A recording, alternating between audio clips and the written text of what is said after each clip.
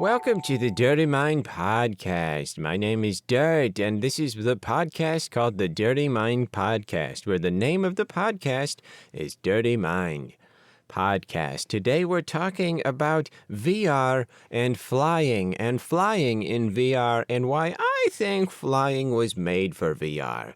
Now, obviously, Orville and Wilbur Wright did not think about virtual reality when they were coming up with flight because they were in natural reality. But I think if they knew about the fact that this technology would be available later on in the future, they would be thinking, oh, perfect. We're coming up with a way to make animals fly who couldn't ordinarily fly. Obviously, this would be great for using virtual technology to make everyone feel like they could be involved in this, even if they didn't have the financial means themselves. But anyways, before we get into all that goodness, it's time for everybody's favorite segment, Old News.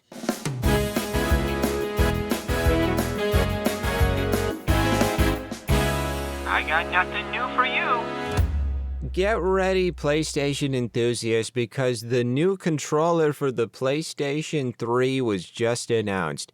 It's called the 6-axis motion controller. So it's going to get this motion control in the controller. And it's called 6-axis because it's, well, that's a great question. Why is there's axis? So in the 3 dimensions of our world, you can use the y-axis, the z-axis, and the x-axis. And PlayStation, they took that a step further and they multiplied that by 2. And so you're going to get twice the amount of axes as previously thought to be possible in 3 dimensions. So you're just going to have to get it to find out what that's all about. Now, there is a caveat here. It's not going to have vibration. So we know the DualShock controllers, DualShock 2 for the PlayStation 2 that had the vibration. The 6-axis is not going to have vibration. Now, some of those peeps might be thinking to themselves, what's the point? If I don't feel a rumble in my paws when I get exploded by a grenade, what is the point? Why do I even want that? Well, guess what? Here's the trade-off. Yes, you're not going to have that rumble, but you will be able to gently tilt the controller to be able to angle a grenade toss in Uncharted Drake's Fortune. So that makes it all worthwhile, right? So the 6-axis controller for the PlayStation 3, that's coming out. I think that's probably the greatest reason to get the PS3 is for the 6-axis controller because you get so many axes. Axis? What is the plural of axis? I want to say, to try and sound fancy, I think it would sound better if it was axi or axes, but I don't know. It's one of those words where it's not really conducive to the typical pluralization because if it has an S at the end of it, and I think also an I or an I sound, then it throws you off no matter what. So I'm trying to think of another word that has an I or an S at the end. Goodness gracious, there's none. Let me go through some things that I'm looking at right now. Carpet, no, it's a T at the end. Piano, nope, that's an O at the end. Tree, there we go. That's one. Now it's not the letter I, but it's the sound of E. Oh wait, that's not what I wanted. I wanted I. Try? Hey, there we go. So try plural. Well, try is a verb, so that's not a good example. Fly. There we go. Fly. Flies. Never mind. I think it's only when there's an S at the end. So Thomas. Thomas is. Thomas I. There we go. Yep, see? It's a conundrum for all of us. For everybody understands the struggle, and I'm not on an island of my own. Everyone knows that this is a huge deal that needs to be sorted out ASAP. So get the PS3 6-axis controller just right away. Just get it now. Get it before the console even comes out. You might as well get used to it, Put in a little practice so you can be the best at Layer, the really cool-looking dragon game that I'm sure is going to be an enormous hit. So yeah, thank you for listening.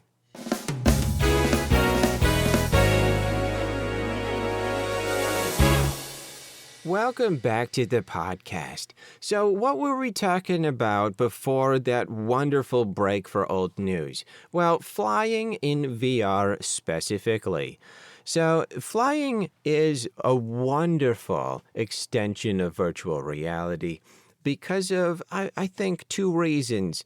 And it all boils down to those two reasons. When you boil it down, it comes down to those two reasons all boiled down. And the first reason is the fact that you have something in your vicinity that doesn't move. So this is really important for VR.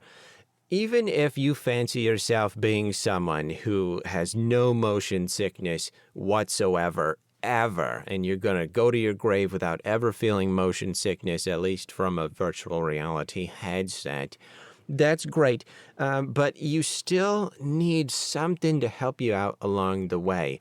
Because if you have just like a little bit of stutter, a little bit of lag, that goes a long way in making you feel like you want to just turn your stomach inside out and then turn yourself upside down and jump in a volcano, right?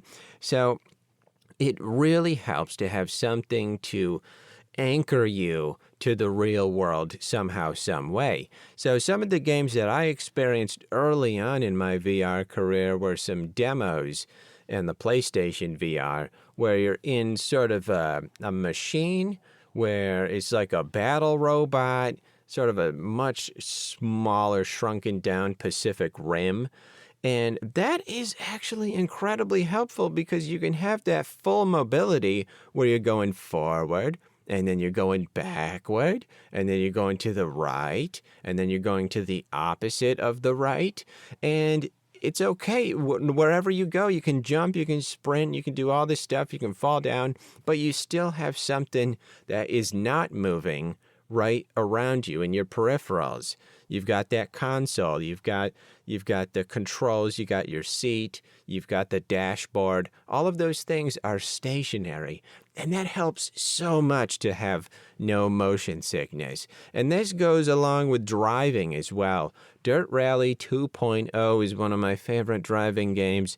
And it's VR, it's made for VR. I have probably 45 minutes in the game, not in VR, and the rest is in VR, all 30-something hours, because that's just the experience. That is the way to experience that sort of movement and momentum if you have something that was made for VR.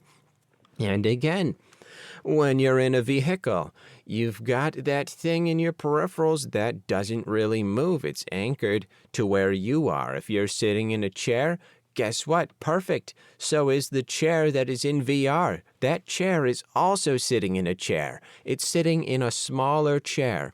You might think, why would that chair be sitting in a smaller chair? Shouldn't that chair be sitting in a bigger chair? But then you're like, no. Why would I want to sit in a chair that is already sitting in a bigger chair? I would just jump to that other bigger chair that would be comfortable, because that's how comfort goes. If it's in an order of the hierarchy, the bigger the chair, the comfier it is. That's why in any sort of monarchy, the throne is always the biggest chair in the room, and everyone wants the biggest chair. Why? It's not because of the power that it gives you over the land. No, it's the comfort level. You don't know comfort until you've sat in a really big chair, when you've only ever sat in medium-sized chairs before. So that's why VR is so much better when you have something like a big chair in it that's not moving. It's great. And there's another reason why it's the way to go, and that's because, get ready, just buckle up. You can turn your head You can turn your head without changing the direction that you're going. That for me was one of the biggest revelations, the biggest aha moments when I was first starting to play VR. I started on the PlayStation VR. That was where I really got introduced to it. And the game that I played a bunch of was Firewall Zero Hour, basically a really small scale shooter multiplayer. And being able to shoot from cover over top of something, blind fire, or have my gun pointed at an entrance or an exit while looking down a different hallway just to cover my bases. That was so uniquely VR because you can't do that just anywhere. Change your aim and also change where you're looking independent of each other. So why is that great for driving and flying and using mech suits? Well, it's because sometimes you know where you need to go, but you also need to check your surroundings. And that's great for flying, great for driving, probably the best for flying because you have to worry about not just your space forward, right, and left. There it is. I remembered the word for the opposite of right. Left and right, but also up, down. You got to worry about the ups and the downs. And I'm not talking about the ups and downs in life, metaphorically, where you're sort of on a roll with eating really, really, really healthily, but then you use the phrase on a roll and it makes you want to get a roll. So you go to the store and you buy all of the bread. Just you sweep out the entire shelf of bread. You say, "Yeah, I'm going to take all these," and they look at you really weird when you're checking out. They're like, "Bud, you can't do that, can you?" And you're like, "Yeah, there's really no rule that says I can't have all of the bread. If it was a rule, it would be required that you would have it posted, and I don't see any rule about bread anywhere. Actually, there's no rules about bread. When was the last time you heard any type of rule about bread? Like in any situation, any environment, and to any degree, where are the bread rules? There are none, and I'll tell you why, because bread rules. And you might think that's contradictory, right? If bread rules, where are the bread rules? Well, bread cannot rule if bread has rules. Bread doesn't make rules about bread. Bread rules others. So everything else has rules except for bread. And Paul Hollywood could back me up. That's just the way bread goes about its business. So yeah, then you have all that bread. You got the King's Hawaiian. You got the ciabatta. You got crostini. Oh, you got even sourdough loaves. Oh my goodness, there's so much. And you even eat the whole grain, the wheat stuff. You go to town. And then something happens to your body. Something happens. We don't need to get into the details of that. But essentially, it all works its way back into the topic of the podcast somehow. You can rewind and remember where we got off track. Or maybe it was all on track, What's the point? What's the point of talking if you can't talk about something else? Can you imagine if we had conversations and there was a conversation police or a referee saying, "Hey, that's not what we agreed upon. We're only talking about outdoor furniture, all right? And you just mentioned an indoor sectional, and I'm going to have to put you in timeout," which is obviously the dog's kennel, but not the dog's kennel with the little mattress thing, the little seat in there. Nope, it's just the dog's kennel with that bare plastic floor that is so ungodly loud.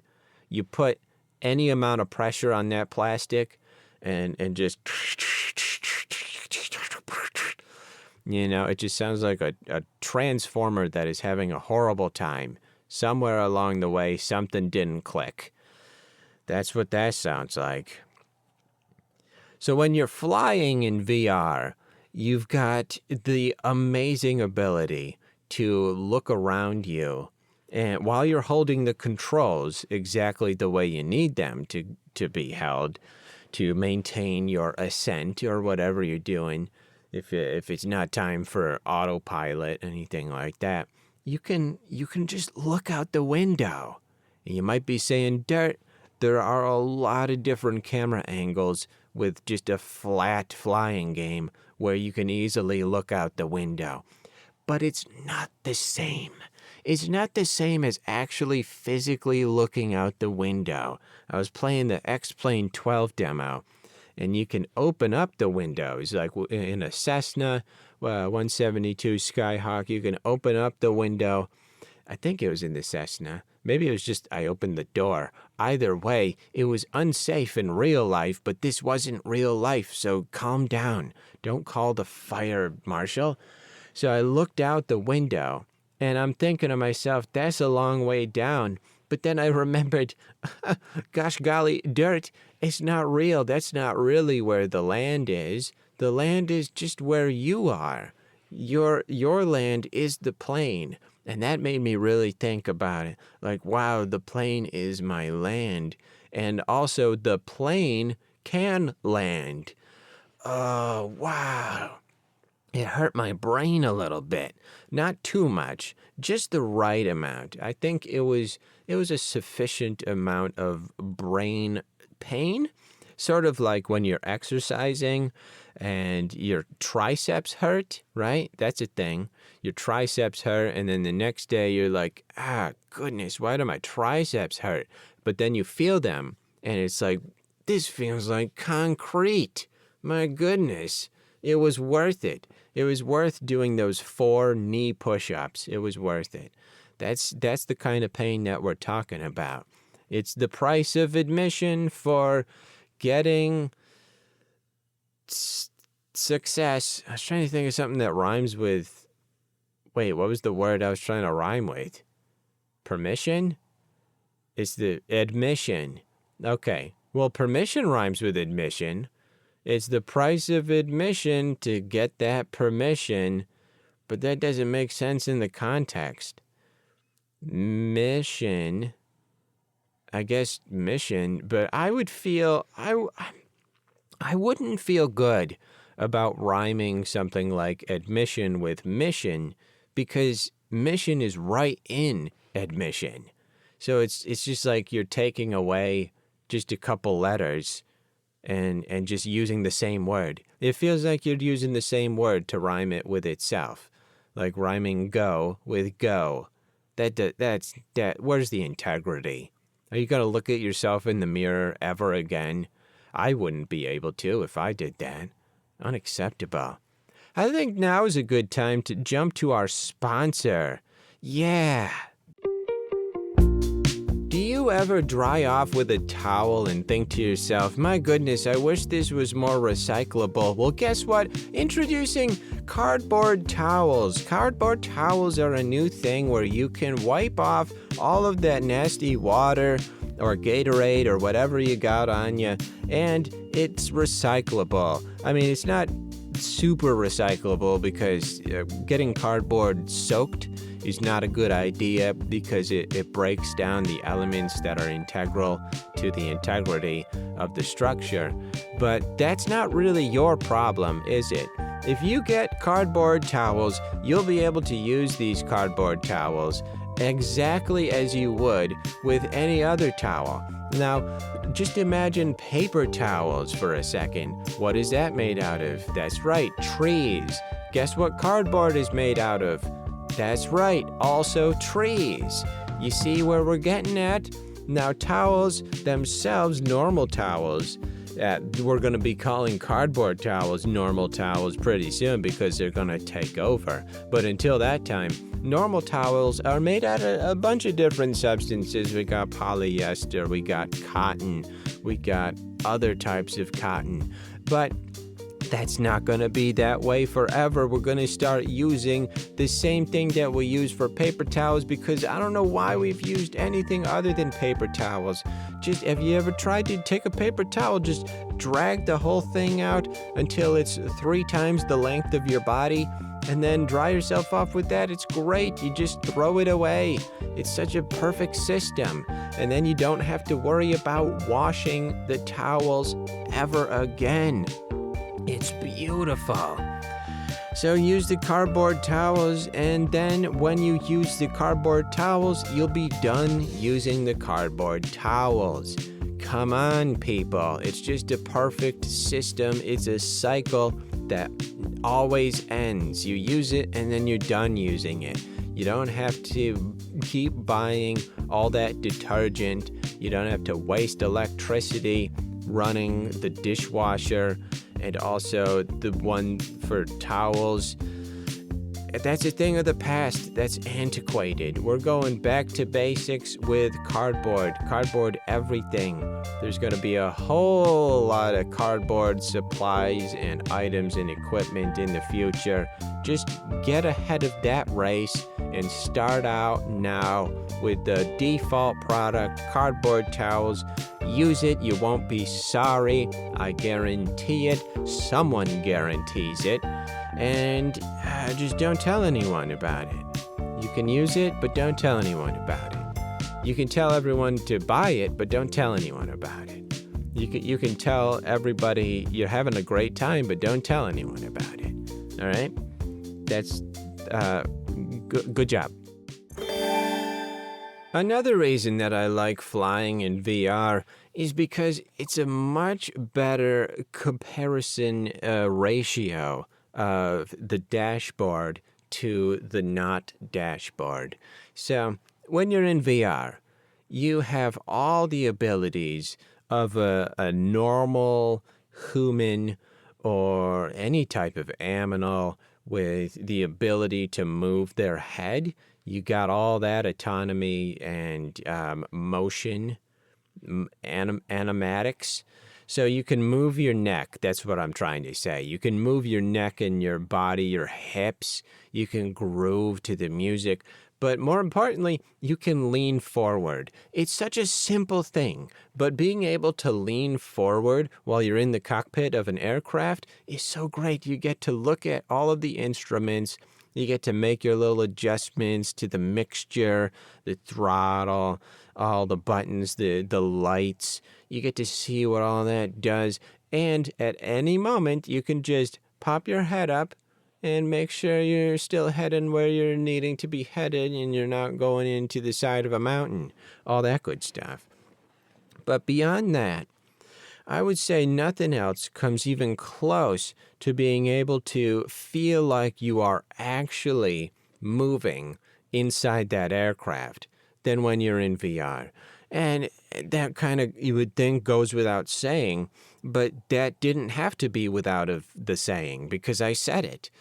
And so when I experience something like that, it takes away all of the ill will that I feel whenever I am reminded of my own feeble limitations. I look at my body and I think, where are the beautiful owl wings? I don't want angel wings, I want owl wings because they fly silently, which is really cool.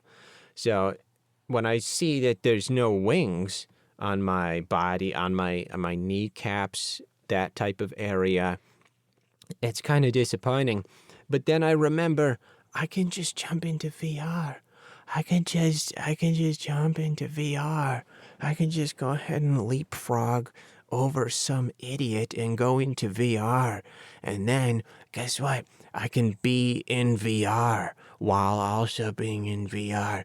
And then I can fly. I can finally fly like a ladybug. Finally, I can finally fly like a ladybug.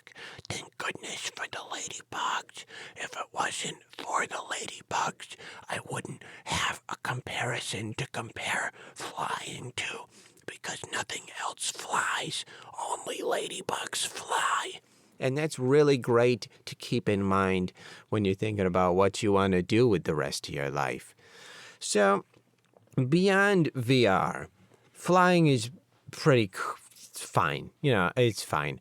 But when it comes down to VR flying, I think the selling point, if I was trying to pitch this to anybody who either doesn't have a headset or does have a headset but doesn't have any flying games, any software, I think the big selling point is this. Ready for this? You're probably never going to actually fly a plane. You probably almost definitely are going to drive a car. You probably are never going to be in the pilot seat of a helicopter. You almost definitely are going to be in the pilot seat of one of those scooters. One of those. Is that what they're called? Where you're at Walmart and you sit in the little seat and you just beep, beep, and it's, and then you drive around. It's got the basket on the front. I think there was a video game I saw where you could ride one of those. But you can do that in real life, and you can drive a car in real life.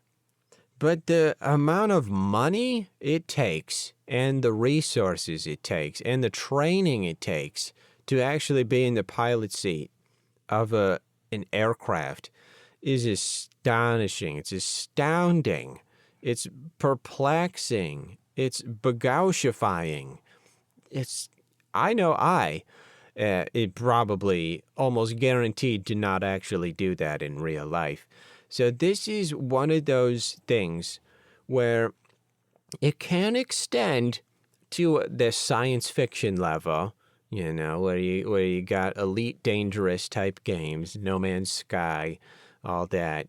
But it also has that realistic, that center of gravity, if you will, where it's like, this is very possible for some, but probably not possible for me.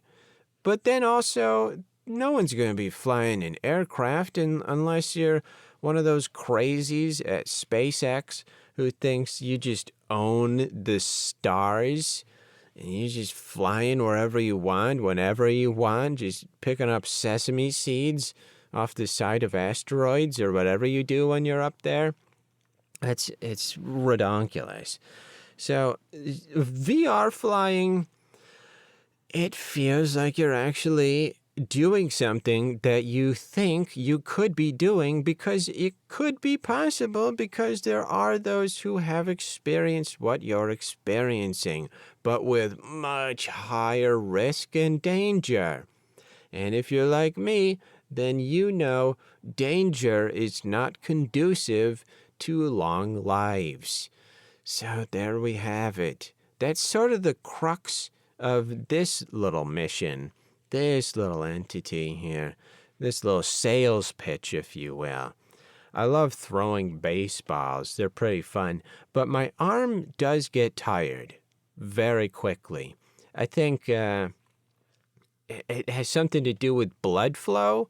When I'm whipping the baseball back and forth, my arm is just moving so fast that there's not enough time for the blood in my arms to catch up to what I'm doing. And it's just like, whoa. That movement is way too fast. It's throwing off the blood streams inside the veins. We need to take a time out. All right, sit down. You have some electrolytes, maybe some airheads, and let's just wait for the medic to show up. I think it's time for today's lucky color. Today's lucky color is Mango Tango, a beautiful color that's an earthy orange. I love it, not just for the name, but definitely for the name. The hex code is FB8842. That's FB8842. It's not a phone number, so don't be trying to call that number. I don't think it's even enough No, you would need at least one more, at least in the United States.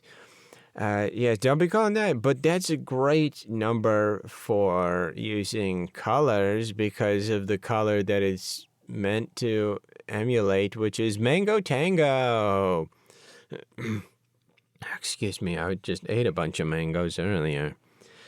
Today is a little bit of a shorter one because sometimes I feel bad keeping you from doing things, even though, yeah, it's a podcast, so you can listen to it while doing other things. But I still feel like I'm responsible for keeping you from the world, and I don't want to keep you from the world for too long. So speaking of the world, I just want to let you know the sun is good, I have been led to believe.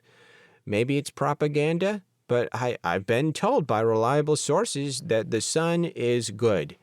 By at least 2 dogs have told me that. So try it out. Try some sun for yourself. Try some cardboard towels.